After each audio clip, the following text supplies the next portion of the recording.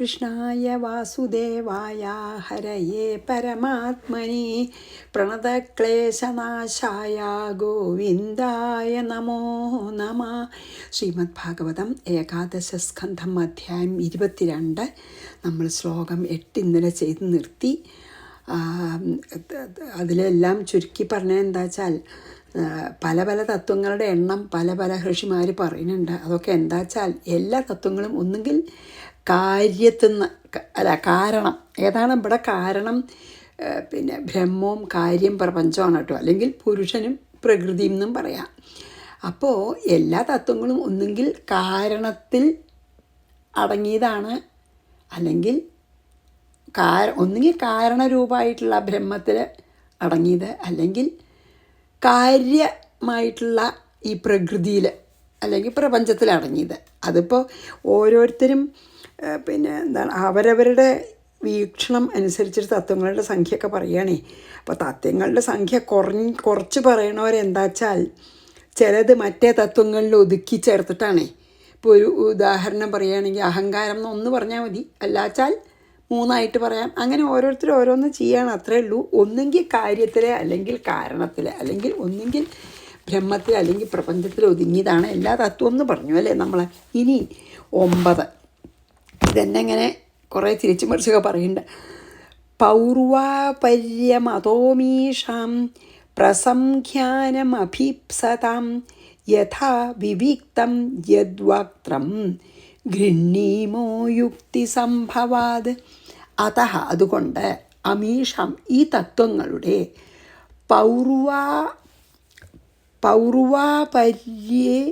പര്യേ കാര്യത്തിനും കാരണത്തിനെയും പൂർവമായിട്ടുള്ളതും ഉപരിയായിട്ടുള്ളതെന്നർത്ഥം. അതായത് കാരണം ഏറ്റവും പ്രധാനമായിട്ടുള്ള പൂർവം, മുമ്പ് കാര്യത്തിന് മുമ്പ് അല്ലേ, പിന്നെ കാര്യത്തിനും അതായത് കാര്യകാരണ ഭാവത്തിനെയും പ്രസംഖ്യാനം ഉയർച്ചയെയും താഴ്ചയെയും പറ്റി അഭീപ്സിതാം,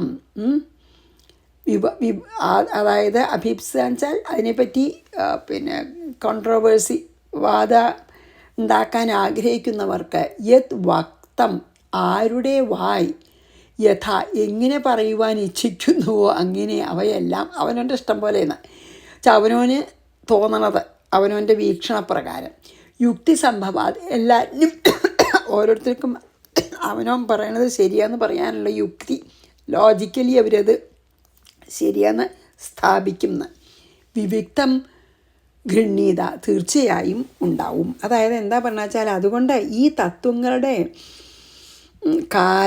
കാരണഭാവമോ കാര്യഭാവമോ, അല്ലെങ്കിൽ ചിലരധികം പറയും അല്ലെങ്കിൽ കുറച്ചെണ്ണം പറയണം എന്നുള്ളതൊക്കെ എല്ലാം അവരുടെ യുക്തി ഉണ്ട് അങ്ങനെ പറയാൻ.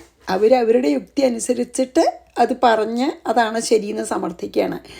അതായത് ശരിക്ക് പറയാച്ചാൽ ഈ മണ്ണും കുടവും ഒന്നാണല്ലോ, പക്ഷേ മണ്ണ് വേറെ ആയിട്ടും മൺപാത്രങ്ങളെ ഓരോന്നിനും വേറെ വേറെ ആയിട്ടും കാണാം. ഒരാൾ മണ്ണിനെ വേറെ ആയിട്ടും മൺപാത്രങ്ങളെ മുഴുവൻ വേറെ വേറെ ആയിട്ടും കാണാം. മറ്റൊരാൾ പറയാം ഓ എല്ലാം മണ്ണ് തന്നെയാണ്. അപ്പോൾ ആ കാണുന്ന ആളുടെ അല്ലെങ്കിൽ അതിനെ നമ്മളെ എങ്ങനെ പിന്നെ എക്സ്പ്ലെയിൻ ചെയ്യണു എന്നുള്ളത് ഓരോരുത്തരുടെയും ഇതാണെന്ന് പറയണം, അത്രേ ഉള്ളൂ കേട്ടോ. അപ്പോൾ അതായത് ചിലർ ആ കാരണഭാവത്തിൽ ഇതടങ്ങിയിരിക്കണമെന്ന് പറയും, അതായത് മണ്ണിൽ. ചിലർ കാര്യത്തിൽ അടങ്ങിയിരിക്കണു വെച്ചാൽ മണ്ണും കൂടി ഇതിലൊക്കെ ഉണ്ടെന്ന് അങ്ങനെയൊക്കെ പറയുക, അത്രേ ഉള്ളൂ എന്ന്. പൗർവാചര്യമതോമീഷാം പ്രസംഖ്യാനം അഭീപ്സതാം യഥാ വിവിക്തം യദ്വക്ത്രം ഗൃഹ്ണീമോ യുക്തി സംഭവാത്. അവനവൻ്റെ പിന്നെ പോയിൻ്റ് സ്ഥാപിക്കാൻ വേണ്ടി ഓരോ യുക്തി എല്ലാവർക്കും ഉണ്ടാവും. ഇനി കാര്യവും കാരണമാകുമ്പോൾ നമുക്ക് അങ്ങനെ പറയാം. എന്നാൽ ജീവനും ഈശ്വരനാണെങ്കിലോ, ജീവൻ ഈശ്വരൻ കാര്യവും കാരണമൊന്നും അല്ല ജീവനും ഈശ്വരനും. അപ്പോൾ എങ്ങനെയാണതിനെ പറയുക ചോദിച്ചാൽ അനാദ്യവിദ്യാൻ മുക്തസ്യ പുരുഷസ്യാത്മവേദനം സ്വതോ ന സംഭവാത് അന്യസ്തത്വജ്ഞോ ജ്ഞാനദോ ഭവേത്. 10 അനാദ്യവിദ്യായുക്തസ്യ അനാദിയായിട്ടുള്ള, അതായത് ഈ ഭഗവാൻ അനാദിയാണല്ലോ, ആദ്യം ഇല്ലാത്ത ആളാണ് അല്ലേ, ഒരിക്കലും ജനനോ മരണോ. ഭഗവാന്റെ ശക്തി ആയതുകൊണ്ട് ഈ മായയും അനാദിയാണ്, ഭഗവാൻ അനാദിയാണ്, ഭഗവാന്റെ ശക്തിയാണ് മായ. അപ്പം മായയും അല്ലെങ്കിൽ അവിദ്യ എന്താ വെച്ചാൽ പറയാം, ഈ അവിദ്യയോ അല്ലെങ്കിൽ മായ ഓർ അവിദ്യ ഭഗവാന്റെ ശക്തി ആയതുകൊണ്ട് ഭഗവാനെ പോലെ തന്നെ മായ ഓർ അവിദ്യയും അനാദിയാണ്, ആദ്യമില്ലാത്തതാണ്. പുരുഷസ്യ ജീവന് ആത്മവേദനം, ആത്മജ്ഞാനം എന്നത് സ്വതഃ ന സംഭവാൽ, സ്വയം സംഭവിക്കാത്തതിനാൽ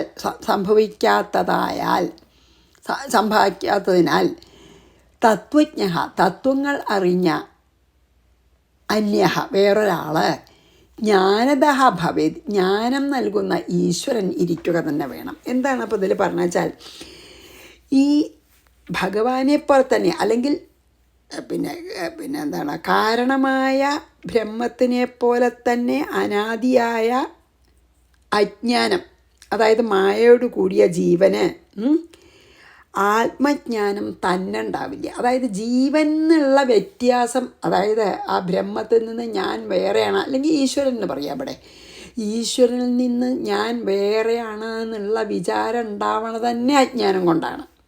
ആ അജ്ഞാനവും അനാദിയാണ്. അപ്പോൾ ഇങ്ങനെ അജ്ഞാനത്തിലിരിക്കുന്ന ഒരു ജീവനെ, ഞാൻ ഈശ്വരനിൽ നിന്ന് വേറെയാണെന്ന് വിചാരിച്ച അജ്ഞാനത്തിലിരിക്കുന്ന ഒരു ജീവന് തന്നെ ആത്മജ്ഞാനം ഉണ്ടാവില്ല. ആത്മജ്ഞാനം ഉണ്ടാവുക എന്നുള്ളത് തന്നെ പറ്റില്ല. അപ്പോൾ അതുകൊണ്ട് വേറൊരാളിൽ നിന്ന് വരണം ആ ജ്ഞാനം. അതുകൊണ്ടാണ് ഈശ്വരൻ വേറെ വേണം എന്ന് പറയണത്. ആര്? ഈ ദ്വൈതവാദികൾ.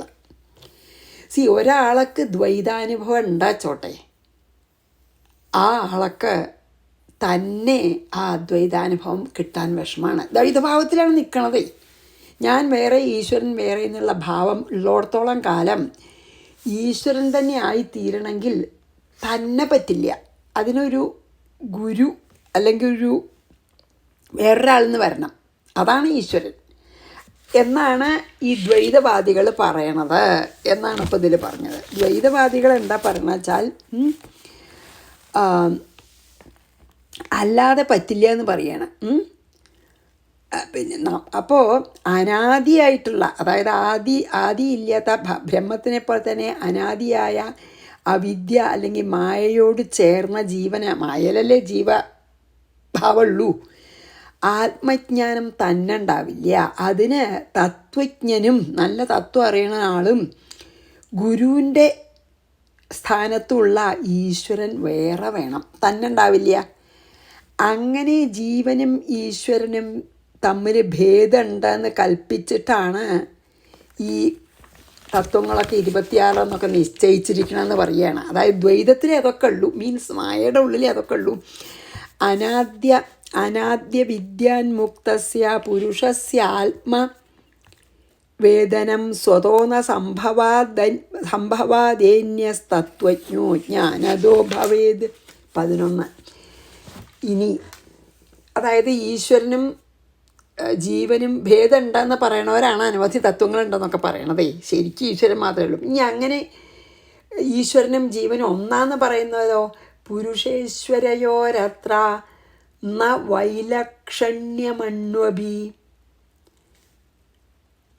തദന്യ കൽപ്പന പാർത്ഥ, കൽപ്പന അപാർത്ഥ ജ്ഞാനം ച പ്രകൃതേർഗുണ.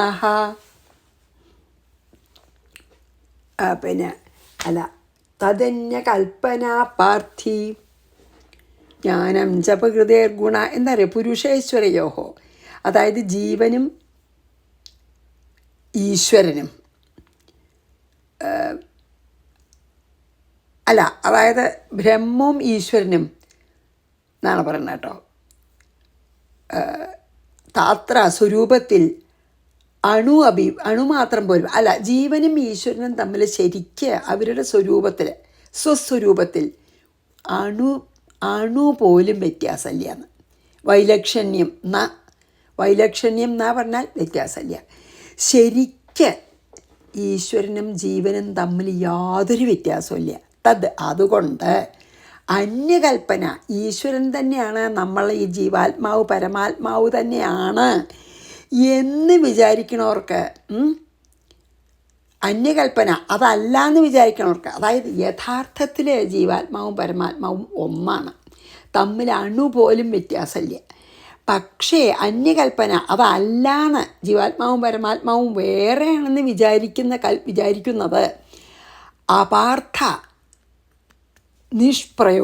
അതായത് പ്രയോജനമില്ലാത്തതാകുന്നു. ജ്ഞാനവും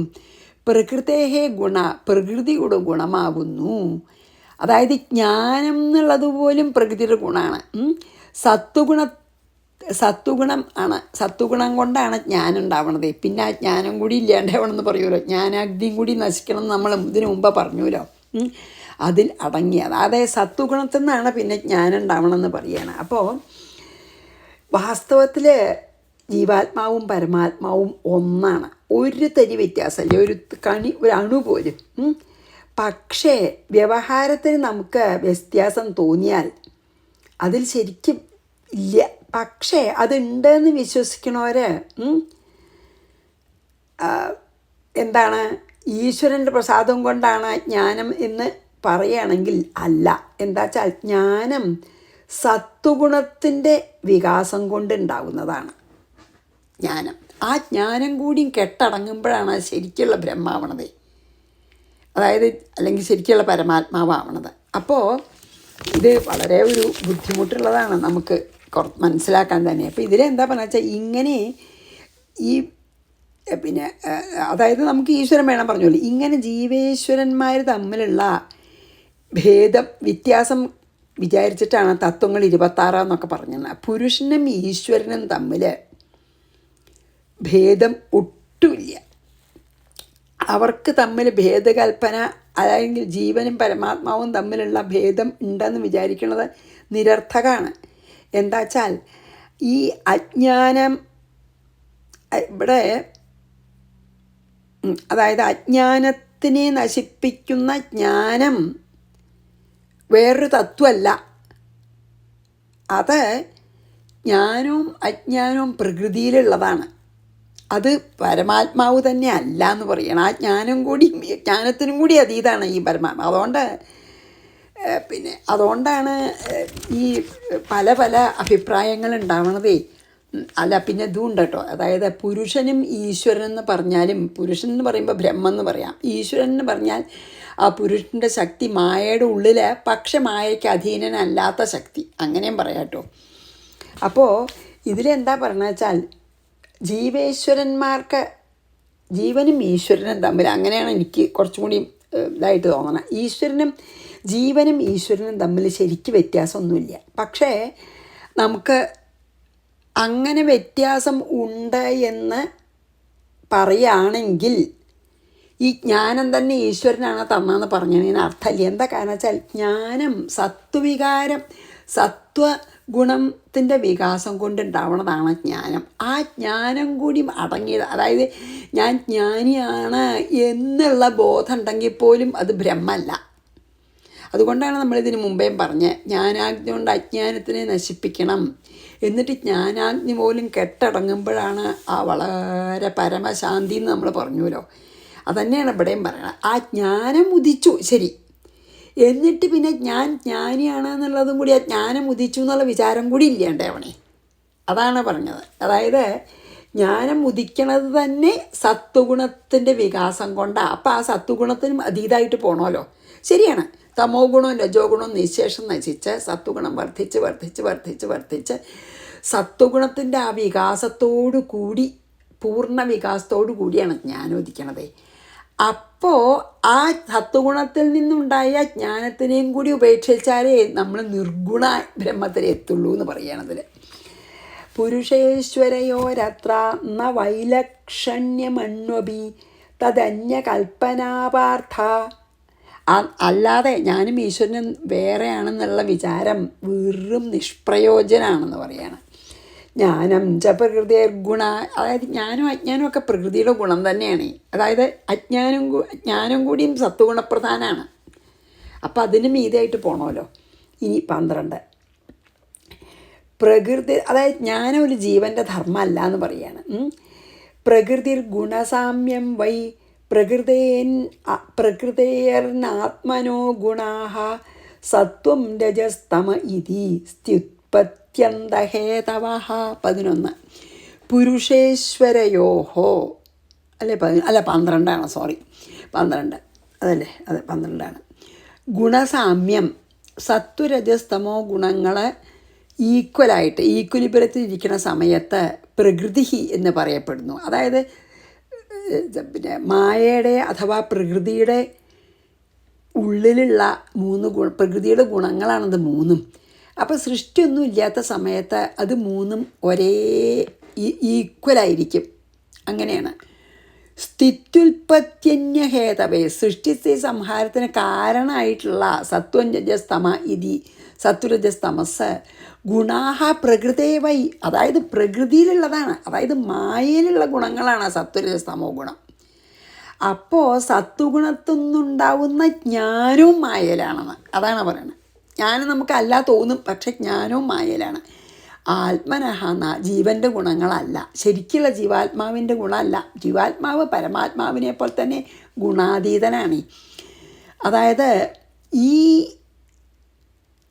അതുകൊണ്ട് അത് നമുക്ക് വളരെ മനസ്സിലാക്കാനുള്ളതാട്ടോ. എന്താ അറിയോ, ഈ സത്വരജസ്തമോ ഗുണങ്ങൾ പ്രകൃതിയിലുള്ളതാണ്. അതായത് മായ, ഇപ്പം നമ്മൾ സൃഷ്ടിയിൽ കണ്ടുല്ലോ, മായ ഭഗവാനിൽ ലയിച്ച് കിടക്കുകയാണെന്ന് പറഞ്ഞു.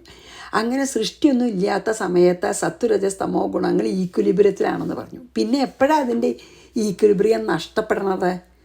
3 ഗുണം അതിലാണ്. അതാണ് ബ്രഹ്മത്തിൻ്റെ അല്ല. ബ്രഹ്മം ഗുണാതീതനാണ്, അല്ലെങ്കിൽ പുരുഷൻ ഗുണാതീതനാണ്. ആ പുരുഷൻ തന്നെയായിട്ടുള്ള ജീവാത്മാവും ഗുണാതീതനാവും. അപ്പോൾ നമ്മൾ പറഞ്ഞില്ലേ, ജീവാത്മാവും പരമാത്മാവും ഒന്നാണെന്ന് സങ്കല്പിക്കാച്ചാൽ ജീവാത്മാവും എല്ലാ ഗുണങ്ങൾക്കും അതീതനാണ്. ഈ ഗുണങ്ങളൊക്കെ പ്രകൃതിയിലുള്ളതാണ്, മായയിലുള്ളതാണ്. അപ്പോൾ ഭഗവാൻ എനർജി കൊടുക്കുമ്പോഴാണല്ലോ ഈ സന്തുലിതാവസ്ഥ നഷ്ടപ്പെട്ടിട്ട് മായ ക്ഷോഭിച്ച് മഹത്വത്വമൊക്കെ ഉണ്ടാവണത്. അപ്പോൾ ഈ സത്വഗുണത്തിൻ്റെ വികാസം കൊണ്ടാണ് ജ്ഞാനം പറഞ്ഞു വെച്ചാൽ സത്വഗുണം മായയിലത്തെയാണ്, ഈ ജീവാത്മാവിൻ്റെ അല്ല. ശരിക്കും നമുക്ക് ജീവാത്മാവിനെ പരമാത്മാവ് ആയിട്ട് ഒരു വ്യത്യാസവും ഇല്ല. പരമാത്മാവ് ഗുണാതീതനാണ്, ജീവാത്മാവും ഗുണാതീതനാണ്. പക്ഷെ വ്യവഹാരത്തിൽ അല്ല തോന്നുമ്പോൾ അല്ല, അത്രയേ ഉള്ളൂ. മായയുടെ ഉള്ളിലേ അല്ലായുള്ളൂ. മായയുടെ ഗുണങ്ങൾക്ക് അതീതമായാൽ പിന്നെ ജീവാത്മാവ്. അപ്പം ജീവാത്മാവിന് പരമാത്മാവായിട്ട് താതാത്മ്യം പ്രാപിക്കണമെങ്കിൽ സത്വഗുണം വർദ്ധിപ്പിച്ച ജ്ഞാനം ലഭിച്ച ആ ജ്ഞാനം കൂടിയും ത്യജിക്കണം. ജ്ഞാനത്തിനും അതീതമായി പോകണം. അത് നമുക്ക് ഈവൻതോ നമ്മൾ ജ്ഞാനം പിന്നെ മായയിൽ ചപ്പുറാണെന്ന് വിചാരിക്കുന്നുണ്ടെങ്കിൽ അങ്ങനെ വിചാരിക്കേണ്ടെന്ന് പറയാം ഭഗവാൻ. എന്താ വെച്ചാൽ സത്വഗുണത്തിൽ നിന്നുണ്ടായതാവുകൊണ്ട് അതും പ്രകൃതിയുടെ ഗുണമാണ്, ജീവൻ്റെ ഗുണമല്ല. അതാണ് ഇതിൽ പറയുന്നത്. എനിക്കത് വളരെ അത്ഭുതമായിട്ട് തോന്നി. ആദ്യമായിട്ട് ഞാനെന്ന് പറയുമ്പോൾ നമ്മളെപ്പോഴും അത് അങ്ങനെയല്ല വിചാരിക്കുക അല്ലേ, മായയ്ക്ക് അപ്പുറത്തെത്തിയെന്നാണ് വിചാരിക്കുക. ഇല്ല, സത്വഗുണത്തിൽ നിന്ന് സത്വഗുണം വർദ്ധിച്ചുണ്ടാവുന്നതാണ് ജ്ഞാനം. പിന്നെ ആ ജ്ഞാനത്തിനെയും കൂടി ഉപേക്ഷിച്ചാലേ ജീവാത്മാവ് പരമാത്മാവായി തീരുള്ളൂ. പ്രകൃതിർ ഗുണസാമ്യം വൈ പ്രകൃതേർനാത്മനോ ഗുണാ സത്വം രജസ്തമ ഇതി സ്ത്യുത്പത്യന്തഹേതവഃ. ഒന്നും കൂടി പറയാണ്. സത്വം ജ്ഞാനം രജകർമ്മ തമഃ അജ്ഞാനമിഹോച്യതേ ഗുണവ്യതികരകാല സ്വഭാവസൂത്രമേവ ച. അത് പറയുന്നുണ്ടെന്ന് പറയണ. സത്വഗുണം ജ്ഞാനാണ്, രജോ ഗുണം കർമ്മം ആണ്. രജസിൻ്റെ അതായത് സത്വഗുണത്തിൻ്റെ ഒരു ഫലം ജ്ഞാനാണ്. രജോ ഗുണം ആയാൽ അത് കർമ്മം, എപ്പോഴും കർമ്മനിരതരാകുക രജോ ഗുണപ്രധാനികളെ. തമസിൻ്റെയോ അജ്ഞാനം, അതായത് ആലസ്യം, നെഗറ്റീവായിട്ടുള്ള ഗുണങ്ങൾ. ഇഹ ഉച്യതേ, അങ്ങനെ പറയുന്നുണ്ട്. ഗുണവ്യക്തികരഃ, ഗുണവൈഷമ്യങ്ങൾക്ക് കാരണമായ ഈശ്വരനാകുന്നു എന്ന് ഇവിടെ പറയപ്പെടുന്നു. ഗുണവ്യക്തികരഃ, ഈ വൈഷമ്യത്തിന് കാരണമായ ഈശ്വരനാകുന്നു. കാലമാണവിടെ നമ്മുടെ ഈ ഗുണവൈഷമ്യങ്ങൾക്കൊക്കെ കാരണം. സ്വഭാവഃ ച, സ്വഭാവം എന്നത് സൂത്രം സൂത്രം എന്ന് പറയപ്പെടുന്ന മഹത്തത്വം തന്നെയാണ്. ഇപ്പോൾ ഇവിടെ എന്താ പറഞ്ഞാൽ ഈ കർമ്മം രജോ ഗുണപ്രധാനികൾക്കുള്ളതാണ്. രജസ് കൂടുമ്പോഴാണ് വളരെ കർമ്മനിരതരാവുക. പിന്നെ അജ്ഞാനാണെങ്കിലോ തമസിൻ്റെയാണ്. അതുകൊണ്ട് അജ്ഞാനാണെങ്കിലോ ജ്ഞാനം പിന്നെ സത്വഗുണമാണെങ്കിൽ ജ്ഞാനാണ്. അതായത് സത്വഗുണത്തിൻ്റെ വികാരമാണ് ജ്ഞാനം, രജോ ഗുണത്തിൻ്റെ വികാരമാണ് കർമ്മം, തമോ ഗുണത്തിൻ്റെ വികാരമാണ് അജ്ഞാനം. അതുകൊണ്ട് അത് മൂന്നും പ്രകൃതിയുടെ തന്നെയാണ്, മായയുടെ തന്നെയാണെന്ന്. എന്നാലും കാലത്തിനും നമ്മുടെ സ്വഭാവത്തിനും അനുസരിച്ചിട്ടാണ്. അതായത് ഭഗവാന് ലീലകളാടണമെന്ന് തോന്നണ കാലത്താണ് ഭഗവാൻ ഈക്ഷണം ചെയ്യണത്, തൻ്റെ ഉള്ളിലേക്ക് നോക്കണത്, എനർജി കൊടുക്കണത്. അപ്പോൾ കാലം പ്രധാനമാണതിൽ. പിന്നെയോ കാലാണ് ഈ ഗുണങ്ങൾക്ക് സന്തുലിതാവസ്ഥ നഷ്ടപ്പെടുന്നത്. ഏത് കാലം? ഭഗവാന് ആടണമെന്ന് തോന്നണ കാലം. പിന്നെയോ സ്വഭാവം സൂത്രമേവ സ്വഭാവം തന്നെയാണ് മഹത്തത്വം. അതായത് വാസനകളൊക്കെ അതിലാണ്. അപ്പം കാലവും സ്വഭാവവും അതിൻ്റെ ഈ ഗുണങ്ങളുടെ ഇതിനൊരു സഹായിയായിട്ടുള്ളതാണ്. അതാണത് പറയണത്. പിന്നെ അതെ. അപ്പോൾ ഈ സത്വരജസ് തമസ്സുകളൊക്കെ പ്രകൃതിയിലത്തെ ധർമ്മങ്ങളാണ്, ഒന്നും ഈ ജീവാത്മാവിൻ്റെ ധർമ്മമല്ല. ജ്ഞാനം സത്വത്തിൻ്റെയും കർമ്മം രജസ്സിൻ്റെയും അജ്ഞാനം തമസിൻ്റെയും വികാരമാണെന്ന് പറഞ്ഞുല്ലോ അല്ലേ. ഈ ഗുണങ്ങൾ സന്തുലിതാവസ്ഥയിൽ ഇരിക്കാനും ഗുണങ്ങളുടെ സന്തുലിതാവസ്ഥ നഷ്ടപ്പെടാനും ഒക്കെ കാരണം ഈ കാലാണ്. പിന്നെ ഈ ഓരോരുത്തരുടെയും വാസനകൾ അലിഞ്ഞു ചേർന്നതൊക്കെ ഉണ്ടല്ലോ മഹത്തത്വത്തിൽ. അതൊക്കെ ഉണ്ട് മഹത്തത്വവും. അതായത് സ്വഭാവം മഹത്തത്വമാണ്. ഇങ്ങനെ പലതരത്തിലാണ് അതിനെ ആൾക്കാർ കണക്കാക്കണതെന്ന് പറയുക. ഇനി അതിലേക്ക് വരും കേട്ടോ. അപ്പോൾ ഇതിൽ നമുക്ക് മനസ്സിലാക്കേണ്ടത് എന്താ വെച്ചാൽ ഗുണങ്ങളൊക്കെ പ്രകൃതിയുടെ സ്വഭാവമാണ്. പക്ഷേ ആ ഗുണങ്ങളുടെ ഏറ്റക്കുറച്ചിലും ക്ഷോഭവും ഒക്കെ കാലത്തിനെയും സ്വഭാവത്തിനെയും അനുസരിച്ചും ഇരിക്കും എന്നാണ് പറയണത്. പക്ഷെ ഒക്കെ പ്രകൃതിയിലുള്ളതാണ്. കാലത്തിൻ്റെ ഇൻഫ്ലുവൻസ് ഉണ്ട്, സ്വഭാവവും അമഹത്വത്വം പിന്നെ എന്തായാലും പ്രകൃതിയിലാണല്ലോ. അതാണതിൽ പറഞ്ഞു കേട്ടോ. ഇനി നോക്കട്ടെ എത്ര സമയം. അപ്പം നമ്മൾ ഏതാ വായിച്ച 12-13 കൂടിയും വായിച്ചു. അപ്പോൾ 14 കൂടിയും ചെയ്യാം. പുരുഷ പ്രകൃതിർവ്യക്തമഹങ്കാരോ നഭോനില ജ്യോതിരാപ ക്ഷിതിരിതി തത്വാന്യുക്താനി മേ നവ. അപ്പം ഞാൻ എങ്ങനെയാണ് 9 എന്ന് പറയണം എന്നൊക്കെയാണ് പറയണത് കേട്ടോ. അതായത് 14. അതുകൊണ്ട് ജ്ഞാനം മുതലായ എങ്ങനെ നമ്മൾ കണക്കാക്കണമെന്നനുസരിച്ചിട്ട് നമുക്ക് തത്വങ്ങളുടെ സംഖ്യ ഉണ്ടാവും എന്ന് പറഞ്ഞില്ലേ. എന്നിട്ട് ഇതിലെന്താ പറയണത്? 14 എന്താ പറയണ വെച്ചാൽ പുരുഷൻ, പ്രകൃതി, വ്യക്തം അവിടെ മഹത്തത്വം, പിന്നെ അഹങ്കാരം, അഹന്തത്വം, നദഹ, പിന്നെ ഈ എന്താ പറയുക തന്മാത്രകളെ, ആകാശത്തിൻ്റെ, വായുവിൻ്റെ, അനിലഹ, ജ്യോതി അതായത് അഗ്നിയുടെ, ജലത്തിൻ്റെ, ആപഹ ജലം, അങ്ങനെ 5 തന്മാത്രകൾ, ഭൂമി ഗന്ധം, ഇത് എന്നിവ മമ ഉക്താനി എന്നാൽ പറയപ്പെട്ട നവതത്വാനി. ഇപ്പോൾ 9 തത്വം എന്ന് വെച്ചിട്ട് പറയണത് ഏതാണെന്നാണെന്നില്ല. 9 തത്വങ്ങൾ ഓരോരുത്തർ എങ്ങനെ കാണുന്നതനുസരിച്ചിട്ടാണ്. അപ്പോൾ ചിലരിങ്ങനെ പറയും, എന്താ അറിയോ, പിന്നെ 9 തത്വങ്ങളാണ് പറയും. അവർ ഏതൊക്കെയാണ് കണക്കിൽ കൂട്ടുന്ന വെച്ചാൽ പുരുഷൻ, പ്രകൃതി, മഹത്തത്വം, അഹങ്കാരം, പിന്നെ ഈ തമോ ഗുണത്തിൽ നിന്നുണ്ടാവുന്ന 5 തന്മാത്രകൾ. അത് മാത്രമാണ്, അതാണ് 9 തത്വം എന്ന് പറയും.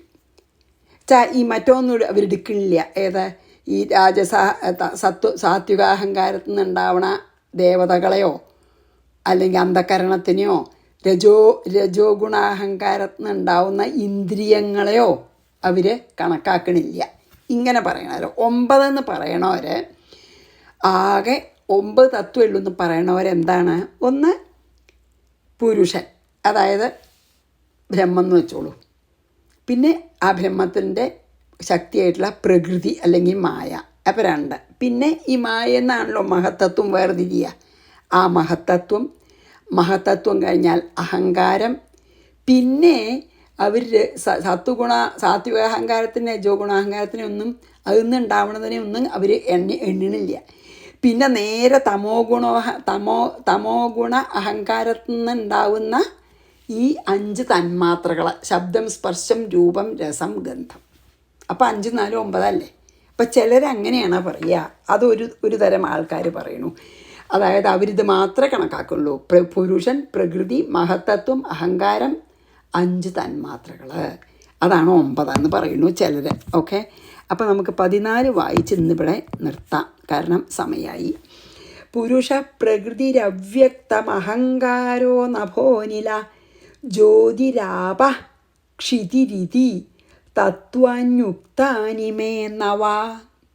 ഇനി 11 പറയണത് എങ്ങനെയാണെന്നൊക്കെയാണ് ഇനി അടുത്തേൽ കേട്ടോ, അത് നമുക്ക് കാണാം. അപ്പോൾ ഇതിൽ എനിക്ക് വളരെ ഇതിങ്ങനെ ഞാൻ വായിച്ചു തന്നപ്പോൾ എനിക്ക് ഏറ്റവും ഒരു അത്ഭുതമായത് ജ്ഞാനം കൂടിയും ശരിക്കും മായയുടെ ഉള്ളിൽ തന്നെയാണ്.